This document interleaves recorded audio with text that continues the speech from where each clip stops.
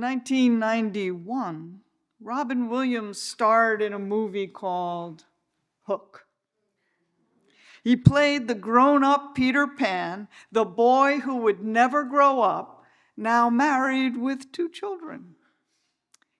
Now he's a corporate attorney, forgetting all that is of Never Never Land.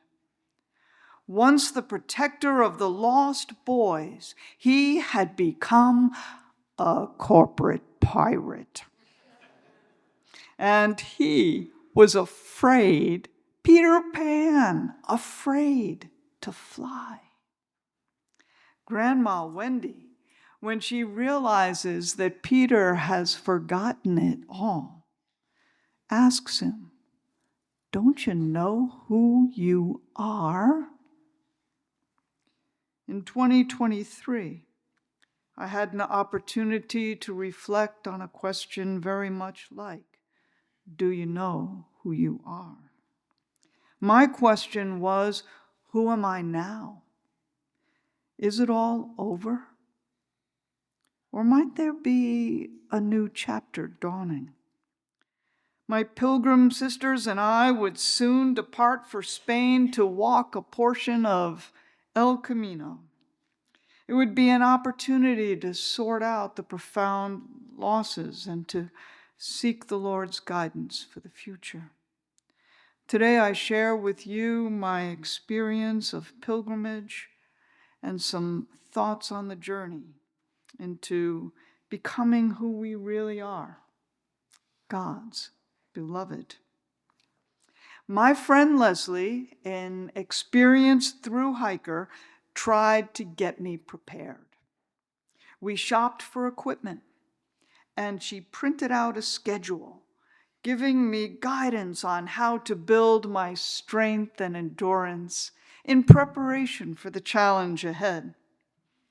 Life got in the way. I went through the captain's course in Lindenhurst at the nautical school, and I studied more than I walked. Then Bob and I and another couple went to the British Virgin Islands and rented a boat and sailed it ourselves. It wasn't quite possible to take long walks on a 34-foot boat. And soon the departure was upon us. I was nervous, feeling unprepared, and aware of the risk. It wasn't entirely safe. The weather could turn on us. There could be injuries. I had no idea what kind of animals lurked out there. April 15th came, and 7 companions and I arrived in San Sebastian. We were to venture out the next day. My personal prayer before we began was something like this. Lord, I pray, as we embark on this pilgrimage, that I might discover who you would have me be now at this point in my life. You know, O Lord, that I've lost all of what life once was for me. My once loving son has turned on me and is gone. My beloved husband and mother have passed into your nearer presence, and the SPR committee has asked for a pastoral change. Have I failed? Is life all but over? Or might a new chapter be beginning? Might this thing with Bob be real? What might life look like in retirement?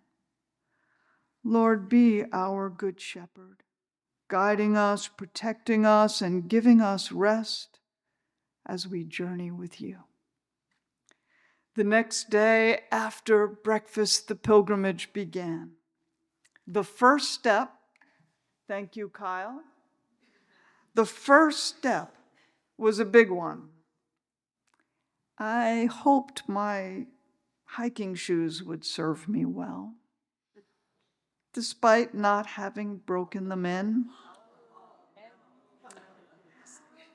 I thought I should have practiced with my walking sticks. I wondered if I should have bought a real hiker's backpack instead of the backpack I used as a book bag. Then we began to climb a mountain, and I learned the rules of mountaineering. It's farther than it looks. It's taller than it looks. And it's harder than it looks. But the weather was perfect. The temperatures starting in the 40s and going into the 50s. The fog was lifting, and at one point we climbed higher than the clouds. We walked west along the northern coast of Spain, and soon there were spectacular views of the Bay of Biscay. Flocks of sheep, cows, farmers at work. Sometimes the aromas were of manure. Sometimes flowers. Sometimes, my favorite, low tide. After 8 hours of walking, I was about done, hoping it wouldn't be much longer till we called it a night, but it was much longer. It took us 11 hours to walk 14 miles. We were up and down mountains. Hard as it was, we made it. Our overnight bags arrived, and we had a nice place for the night. I put my things down and laid on the bed. I didn't think I'd be able to get up for dinner. But pushing past what I thought I couldn't do, we enjoyed a wonderful meal together with the Pilgrim Sisters. But getting back upstairs was not easy. My legs ached and wanted only to rest. Going to bed that night, I was afraid I would never walk again. But miraculously, the next day, I was fine. Breakfast included a stunning water view. A lovely devotion might have been from Philippians 3, forgetting what lies behind and straining forward to what lies ahead. I press on for the goal. And a prayer that we might follow Paul's example of single-minded devotion, no matter how difficult the moment. We watched a sheepdog guide a flock of sheep to a pasture. High on a mountain, we saw one of the oldest churches in Europe. As we descended into a seaside village, we were surprised by a parade with a marching band and everyone wearing navy blue t-shirts and blue and white neckerchiefs. There you have the picture. Many of the men were carrying oars on their shoulders, and we watched with wonder. 2 of us were sailors, and we could not have planned or timed this. But what were they celebrating? We asked several locals using our limited Spanish, and we realized we were in Basque territory. No one spoke English, and no one spoke Spanish.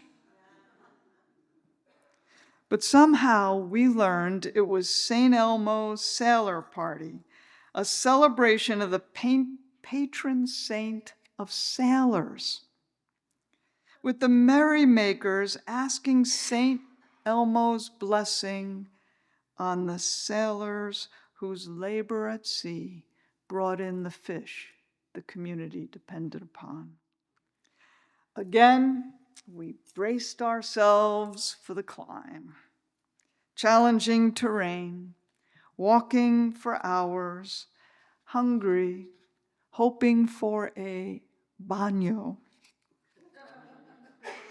In time, we descended into a village, holding some hope for food and bathrooms. However, our hopes were dashed. It was siesta time. All the doors were closed. We continue on. I believe there was both discipline and blessing in all of this. There were the spiritual disciplines of simplicity and solitude, living with only what we needed, and silence and solitude as we walked for long hours. Perseverance was a must. There was also humility as we left behind our worldly accomplishments. We were just people for whom the climbs and descents and long hours were difficult. We could see ourselves as the vulnerable human beings we are. We also had the opportunity to cultivate the virtues of attentiveness. Some call it mindfulness, and courage. We were the walking wounded, each carrying our heartaches and our cares. We were people in need of God's grace. For me, it was important to connect with my body. And the work of walking creates the opportunity to put thoughts and ego on the back burner and to connect with an opening soul. Along with the discipline came many blessings. We could look deeper than the scenery and see all of creation as alive and connected, and that we were a part of it. We belonged. Hildegard, the medieval mystic, described the universe as God's body and prophetically quoted God as saying, "I shine in the waters, the sun, the moon, and the stars."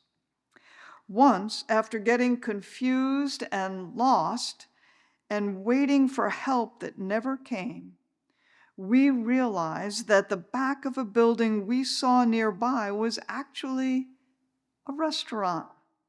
And we proceeded to enjoy a lovely meal, pictured there, thank you, Kyle, with a view of the Bay of Biscay. I would call it the Atlantic Ocean. We were also given a short ride that would take us to where we needed to be to get back on track. We met Pilar, a fellow pilgrim, and asked her how she was. She responded, "Humble and happy." The next day, we met Olga, a young Italian woman walking alone whose boyfriend had died. She told our grieving sister, Rita, that she had seen her boyfriend in a vision or a dream. She didn't remember which, but she remembered saying to him, "You're not real." And hearing him answer, "You think so? I'm walking with you." One of the surprises for me was that sometimes while walking, despite my profound grief, I would feel such joy. I interpreted it as the fruit of communing with God and nature, amen? Others might say that to walk a slow, steady pace for hours releases endorphins, increases serotonin, and produces a profound state of well-being while reducing stress. What wasn't a surprise for me was that walking long hours gave me time to grieve losses. At one point, I saw graffiti that said, "You'll never walk alone." The heartache over the loss of the relationship with my son burst into full view. You see, we used to enjoy watching Liverpool soccer games together, and "You'll never walk alone" is the theme of the song. Long talks with Rita and Ginny, also widows, helped me to process my grief. Talks with Diane and Claire helped me to process what had happened at the church and begin to think about retirement. At lunch one day, I said to Kristen, I'm kind of like a dandelion. I'm resilient and I pop up everywhere. Later that afternoon, Kristen saw 2 dandelions, tall and slender, touching at the top and having their stems wrapped around each other. With enthusiasm, she exclaimed, "Look, Penny and Bob!" For me, the pilgrimage was mostly an experience of the body, the heart, and the soul. But there were insights and things to be learned as well. There was the Casa de Juntas, the seat of the Basque democracy going back to the year 1000. We learned that John Adams studied the Basque government in preparation for creating the American democracy. We also went to the Guernica Peace Museum, created to commemorate the bombing of Guernica on April 26, 1937, during the Spanish Civil War.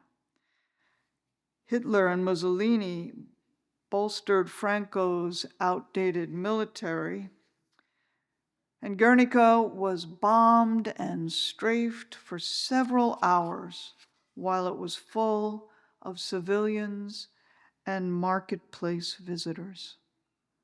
Some say hundreds were killed. Others say thousands were killed. The museum exists as a warning to the world of the destructive power of technology and the savagery of fascist militaries. It also examines 20th century efforts at peace. On Friday, we climbed Monte Avril and saw a breathtaking view of the Basilica of Begonia, the first landmark seen by sailors as they approached the city. Inside, it was beautiful, and a holy time, breathing cool air, reflecting on the life of Mary depicted in art all around the sanctuary. We heard hymns played softly in the background. Especially meaningful was "Nearer, My God, to Thee." I knelt. Ginny treated me to a candle to light for James. I knelt, lit the candle, and prayed. Then I got up, got another candle, and lit this one, this time for my son Jonathan, entrusting him to the Lord's care. I went and took a seat in the pew, and I prayed about this budding relationship with a guy named Bob. What was it that the Lord really wanted for us? Was it a rebound for 2 grieving people? I thought about my upcoming retirement and what I might feel called to do. I recommitted my life to the Lord in this time of transition. The pilgrimage continued. We walked, we enjoyed each other, we enjoyed all that we saw. I felt lighter. The numbness had receded, and I felt more myself. The sisters found us a boat ride, and the captain let me take the helm. Our conversation was challenged, but with my little bit of Spanish and his little bit of English, we enjoyed each other. I was happy. The last day of our pilgrimage on the Camino, it rained for most of the day, and for some of us, the rain gear was close to adequate. For others, less so. Finding cover under a bridge gave us relief for a little while. And as the weather began to break, there were these spectacular views of a vibrant sky. And finally, we arrived at our destination. We got into dry clothes.